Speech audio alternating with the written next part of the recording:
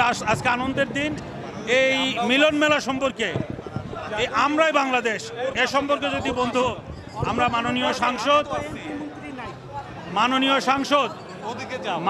সাংসদ ফরিদপুরের কৃতি সন্তান রাজপথের বন্ধু আমাদের বন্ধু বাবুল ভাইকে বলবো কিছু বলবার জন্য।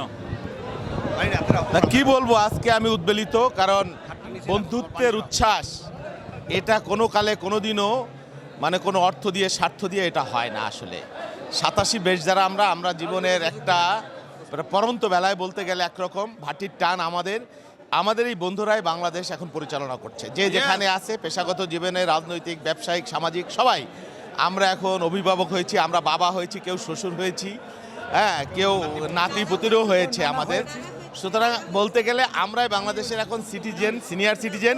কিন্তু আজকের দিনে আমাদের কোনো সিনিয়র জুনিয়র নাই, আমরা সকলে একসাথে দিনটি উপভোগ করছি।